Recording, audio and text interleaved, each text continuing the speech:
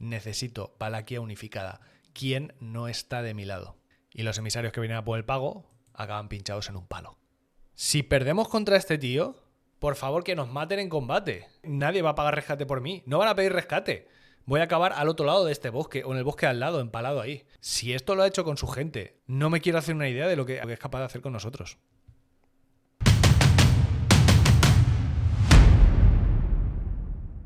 Voy a hablaros del segundo tema que tengo hoy, que es este. Supongo que lo conoceréis todos, habréis sabido por lo menos hablar de él. Este señor que tenéis en este cuadro es Vlad III de Valaquia, también conocido como Vlad Tepes, Vlad el Empalador o Drácula, Vlad Drácula. Tiene un mostacho iniesto y muy serio, todo hay que decirlo. Vlad Tepes, o voy a llamarlo por su nombre, Vlad III de Valaquia, tenía un hermano pequeño que se llamaba Radu y tenía un hermano mayor que, pues evidentemente, iba a ser el heredero del trono o del principado de Valaquia. Bueno, lo primero de lo que os voy a hablar de este iniesto sujeto que veis vestido pues con un gorro de boyardo, con perlas muy grandes, con un rubí en mitad de la frente, es de dónde viene su nombre, Vlad Drácula o Draculea. Es una historia que a mí me gustó bastante. Resulta que en 1428 su padre, Vlad II de Valaquia, ingresa en la Orden del Dragón, que era una orden que había formado Segismundo. Y en Rumanía no existía el dragón como mito, existía el diablo. Y lo llamaban la Orden del Dragón, pues sería un poco la Orden del Diablo para ellos. Y en rumano se dice Dracul. Entonces, el tipo de jinete de aquella zona se llama dragón. Es un tipo de jinete que lleva 2 pistolas en el caballo, va a sable, lleva una armadura no muy pesada. Algunos sí llevan armadura más pesada. Pero son los dragones. Los dragones polacos, que darían pie también un poco a los húsares alados polacos y que sería tropa de caballería que combatiría hasta en la Primera Guerra Mundial. O sea, es una tradición de jinetes montados muy larga. Entonces, claro, su padre, Vlad II, pasó a ser miembro de la Orden del Dragón, de Dracul, así que pasó a ser Vlad II Dracul. Y en rumano, a este señor acabaron llamándole hijo de dragón. Pues en rumano, para decir hijo de, ponían una E y una A al final. Entonces este señor pasó a ser Vlad III Draculea, el hijo del dragón o el hijo del diablo. Y de ahí viene el nombre de Draculea, el nombre que Bram Stoker derivó en Drácula, conde Drácula, para escribir su famosa novela Drácula. Es una derivación que es muy chula y que da un nombre como muy potente, que además tiene una base histórica reconocible. Bueno, de él se dice que nace en Transilvania entre 1428 y 1431. Su fecha de nacimiento, como otras tantas, bailan. Y fue príncipe de Valaquia del 56 al 62. Fijaos que no fue mucho tiempo príncipe de Valaquia. Voy a hablar de su historia y de su vida y de sus hechos de armas porque me parecen muy interesantes y que hablan muy bien de aquella época y de aquel lugar. Fijaos, cuando él era pequeño, su padre reinaba en Valaquia. Los Balcanes, en general, estaban en guerra contra los otomanos. En 1360, él nació en 1400, vamos a poner 28, ¿vale? Hace 60 años había caído Grecia. En el 89 Serbia. En el 96 Bulgaria. Y los otomanos iban poco a poco ganando terreno. Y en el momento en el que este niño nace y su padre reinaba en el Principado de Valaquia, Hungría, que era a quien pertenecía a la tierra de su padre, y los principados de Rumania, que eran Valaquia, Moldavia y Transilvania, tenían la frontera contra los otomanos delante de casa. Y estábamos en una época de guerras, y en estas zonas las guerras eran brutales y salvajes. Esta gente odia a lo bestia. No es una guerra como podía ser la guerra medieval de fronteras entre los reinos árabes y los reinos cristianos en la península ibérica, donde bajaban compañías de gente a robar, o llego aquí, el pueblo se va corriendo, saqueo todo el poblado y me traigo el botín y disfruto del botín, o me llevo la cosecha, les robo la cosecha, o les robo telas y cerámica y lo que manufacturen y me lo llevo a mi tierra.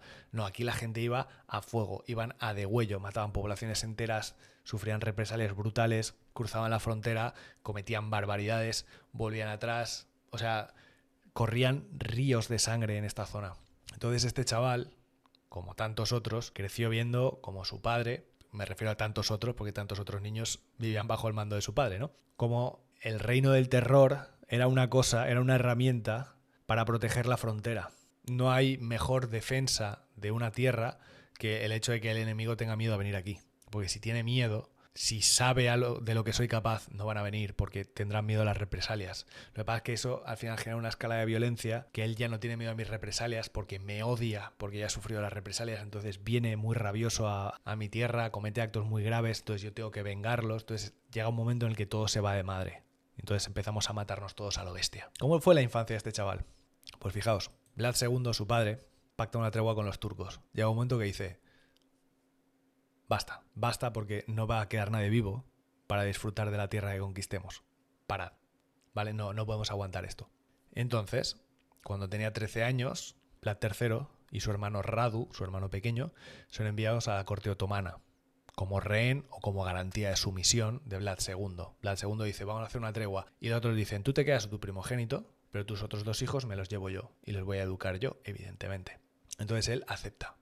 Y con 13 años lo mandan para allá.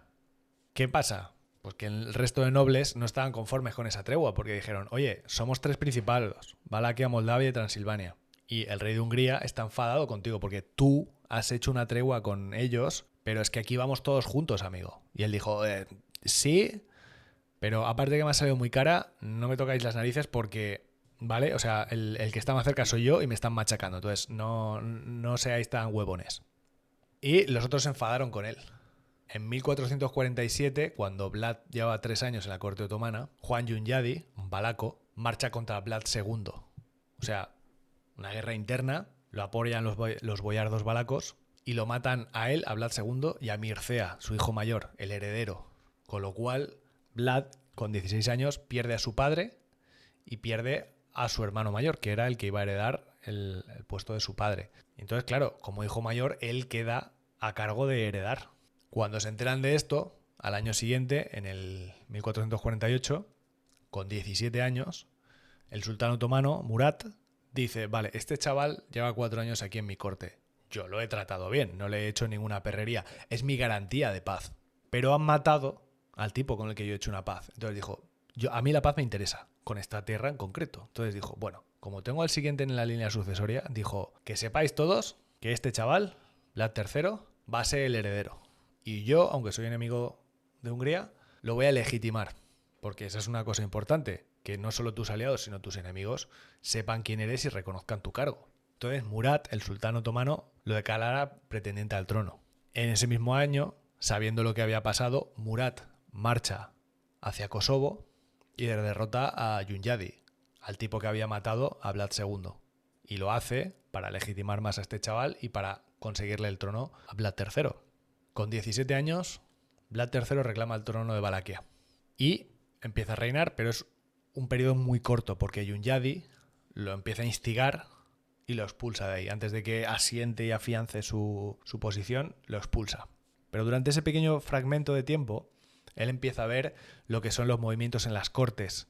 Él ya los conocía porque había estado en la corte otomana, pero ve los movimientos en las cortes que le corresponden y se da cuenta de que todos están mucho más fragmentados de lo que parece. La guerra da miedo y la guerra desgasta.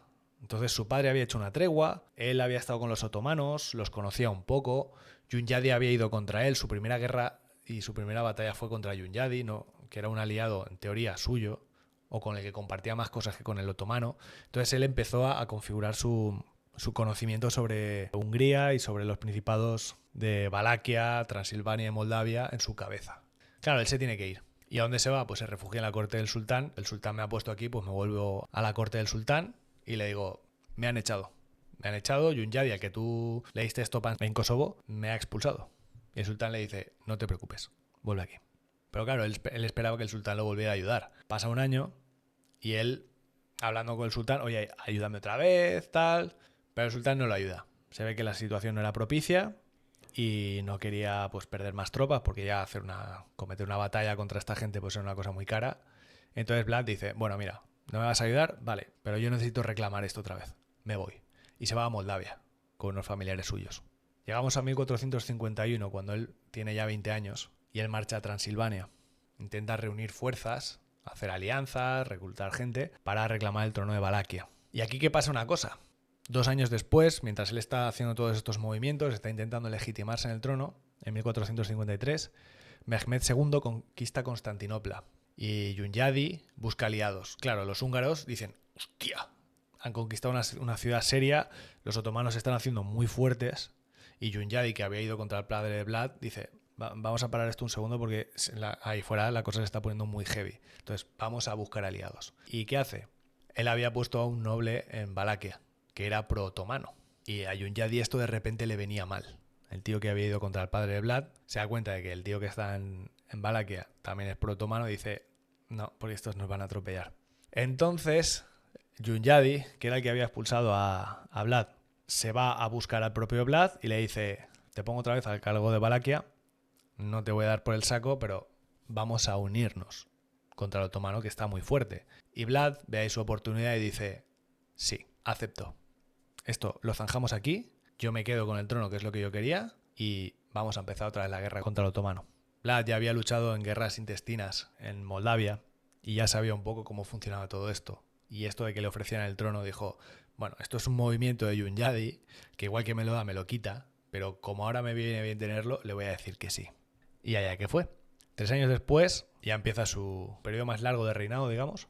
Vuelve a gobernar Valaquia hasta el 62, hasta que él tenía 31 años. ¿Y qué sucede aquí? Empieza a ver que el reino está fragmentado, combate contra el príncipe valaco que le había quitado el trono a él, o al que habían puesto antes, y muere en batalla el otro.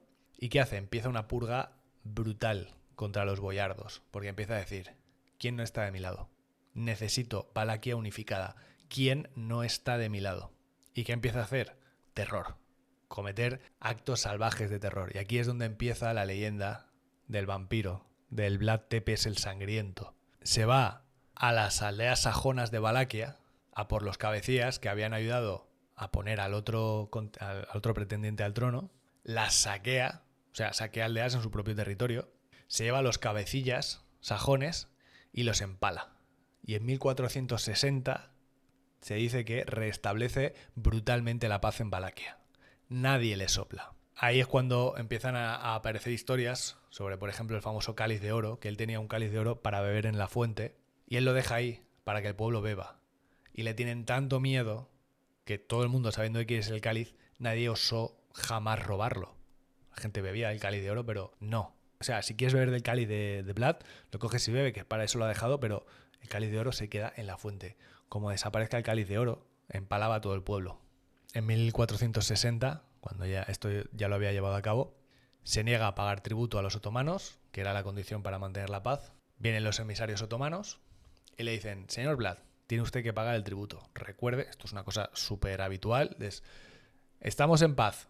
¿Qué me ofreces por la paz? ¿Qué quieres? ¿150.000 pavos al año o te reviento? Y a ti que no tengan más narices, pues te toca aceptar. Y el otro, que es listo, que es zorro, dice, vale, este tío cobra, no lo sé, 300.000 ducados al año en tributos. Pues yo quiero 150.000. Esquilmarte las arcas lo bastante como para que no puedas pagar un ejército. Apretarte para debilitar tu territorio y que tú tengas que verte obligado a mantener la paz mediante ese tributo tan salvaje. Eso también hace que aumente los impuestos para recaudar más, que la población se ponga en tu contra. Es una forma de desestabilizar un reino. Pero en 1460 Vlad dice, por aquí no os pago más. Y los emisarios que vienen a por el pago acaban pinchados en un palo. Y claro, el otomano se entera y empieza la guerra. Y aquí viene la fase cruel. Si todo lo que había hecho hasta ahora era una barbaridad, empalar emisarios a los cabecillas sajones, también se dice que en una cena mandó servir carne de no sé quién. Se cuentan muchas historias de las cuales pues no tenemos constancia fehaciente de todas.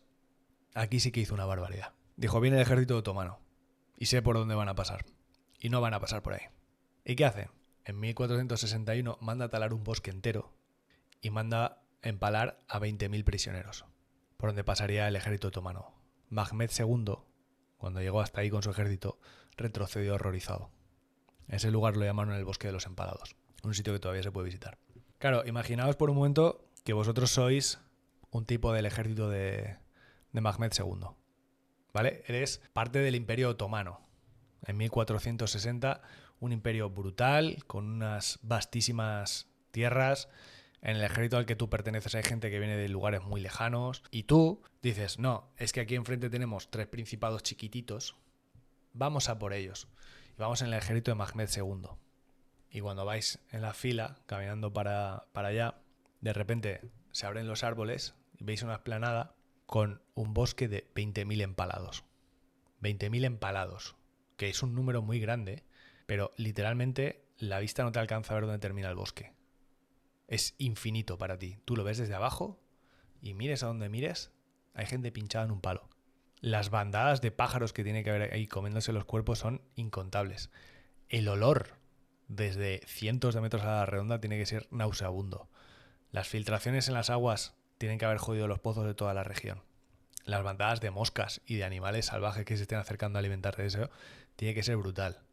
Y tú llegas ahí y dices, hostia, por eso en este sitio no hemos entrado.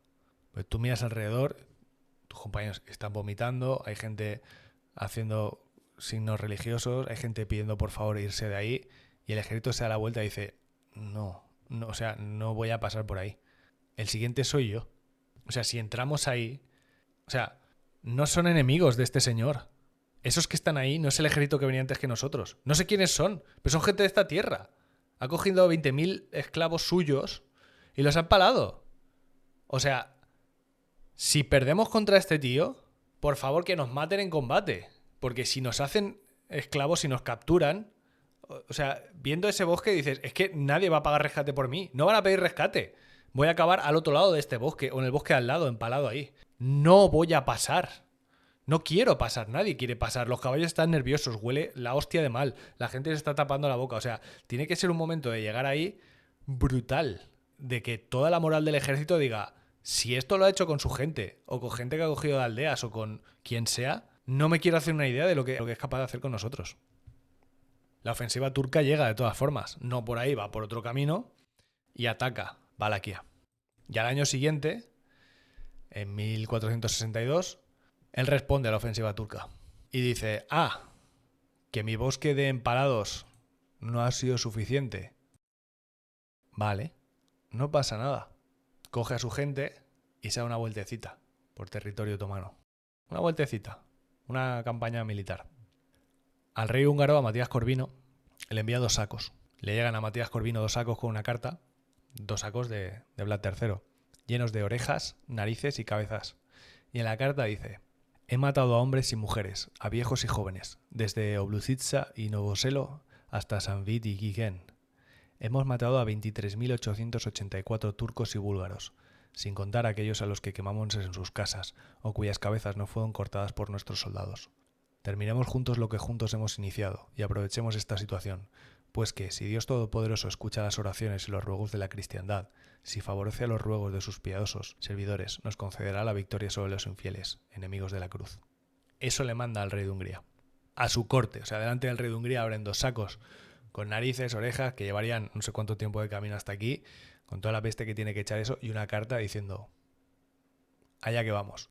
Ese pedacito de mierda de tierra que es Valaquia, al lado de ese pedacito de tierra de mierda que es Moldavia y Transilvania, en base a las terribles tácticas de Vlad, a enviar mantas con viruela y peste al ejército enemigo y a cosas que son crímenes de guerra hoy en día, con cometerlos en una 10ª parte de lo que cometió este señor, consiguió hacer que el ejército otomano se las viera y se las deseara.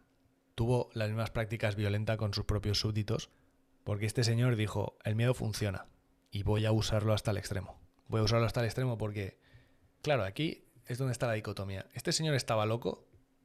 Hombre, muy cuerdo no estaba. Pero, ¿tenía razón en lo que hacía? ¿Razón en, si yo hago esto, los otomanos no pasan? Sí, eso es cierto. Es fehaciente. O sea, los otomanos estaban con los cojones hasta aquí. Porque el otomano dijo, es que delante tengo un hueso duro de roer y va a cometer barbaridades contra mi tropa. Y las cometía. Entonces, claro, es un señor a tener en cuenta. Y que dijo, para que nadie me sople, no quiero traidores en mi corte. Y aquí solo hay una ley. Y es que el que haga uno, acaba empalado. Y se acabó la película. Dicen que sus empaladores consiguieron tal nivel de refinamiento en la práctica que después de empalar a alguien eran capaces de hacerlo con tal precisión que podía estar 3 días vivo todavía clavado en un palo. O sea, imaginaos qué nivel de refinamiento, ¿no? en hacerle daño al de al lado.